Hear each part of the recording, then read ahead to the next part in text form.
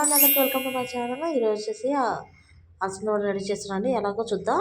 ముందుగా అలసందలను అయితే బ్యాల్లాగా చేసుకొని ఇలా పప్పులాగా అయితే చేసుకోవాలండి. పప్పులాగా ఒక బౌల్ పప్పులాగా చేసుకొని నేను ఇలా పెద్ద బౌల్ వేసేసి ఇలా వాటర్ అయితే పోసేసుకొని ఇలా పప్పు మొత్తం తడిసేలాగా మునిగేలాగా వాటర్ అయితే పోసేసుకున్నానని 2 గ్లాస్ వాటర్ అయితే పోసేసుకొని పప్పు అయితే 2-3 అవర్స్ అయితే నానబెట్టుకోవాలండి. నానబెట్టి పక్కన పెట్టుకున్న తర్వాత ఇలా 2 అవర్స్ 3 అవర్స్ నానిన తర్వాత పప్పును అయితే మిక్సీ జార్లోకి తీసేసుకోవాలండి. నేను నీళ్ళు వడగట్టక ముందే అంటే వడగట్టకుండా పప్పు డైరెక్ట్ వేసేసుకున్నాను. తర్వాత చిన్న అల్లం ముక్క అయితే వేసేసుకొని మిక్సీ అయితే పట్టేసుకుంటున్నానండి. ఇక్కడ మిక్సీ అయితే పట్టేసుకొని ఒకవైపు ఆయిల్ అయితే హీట్ చేస్తున్నాను. ఇలా మిక్సీ అయితే పట్టుకున్న మిశ్రమాన్ని ఒక బౌల్లోకి తీసేసుకొని ముందుగా కట్ చేసి పెట్టుకున్నటువంటి పచ్చిమిర్చి ఉల్లిపాయలను అయితే మిక్సీ పట్టుకున్న మిశ్రమంలోకి అయితే యాడ్ చేశానండి. తర్వాత ఒక స్పూన్ జీలకర్ర, ఒక స్పూన్ ఉప్పు, కరివేపాకు అన్నీ వేసి ఇలా మొత్తం కలిసేలాగైతే కలుపుకుంటున్నానండి.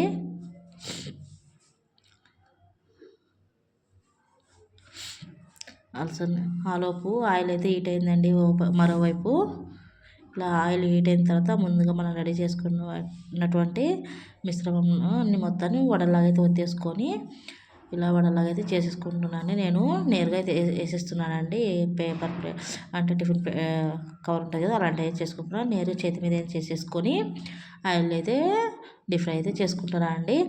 మనకు అలసంద వడలు అనేవి ఎంత పతలాగా చేసినా కానీ మందంగా వస్తాయండి. పతలా మనం చేసేటప్పుడు చేసిన తర్వాత అవి డీప్ ఫ్రై అయ్యేటప్పుడు మందంగానే వచ్చేస్తాయి అలసందల వడలు అనేవి.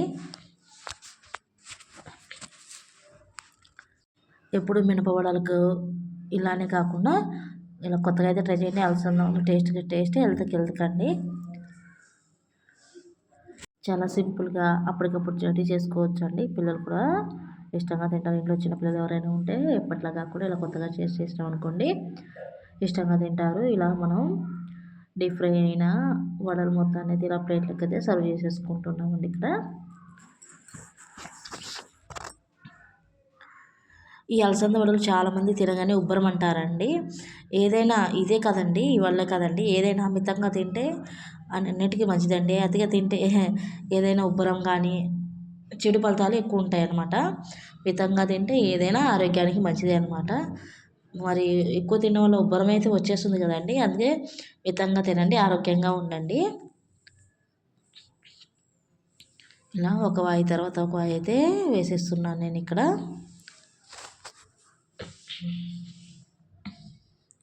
ఇలా చేతితోనే నేను వడలాగే తెచ్చేసుకొని హోల్ పెట్టేసుకొని ఆయిల్ అయితే వేసేస్తున్నాను చూడండి.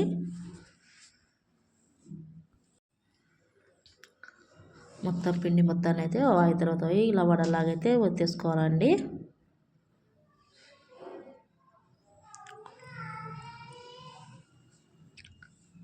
మొత్తం పిండిని వడలాగైతే ప్రిపేర్ చేస్తున్నాను నేను ఇక్కడ.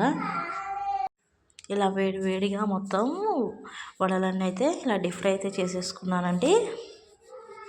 చూడండి, మొత్తం వడలు మొత్తాన్ని అయితే ఇలా డీప్ ఫ్రై చేసేసుకొని టేస్ట్ ఎలా ఉందో చూడండి, చూపిస్తానండి. టేస్ట్ అయితే అదిరిపోయిందండి వడలు. మీరు కూడా తప్పకుండా ట్రై చేయండి ఇంట్లో. అండ్ మన వీడియోస్ కానీ మీకు నచ్చినట్టయితే వీడియోస్కి ఒక లైక్ ఇచ్చి షేర్ చేసి మన ఛానల్ని సబ్స్క్రైబ్ అయితే చేయడం మర్చిపోవద్దు ఫ్రెండ్స్.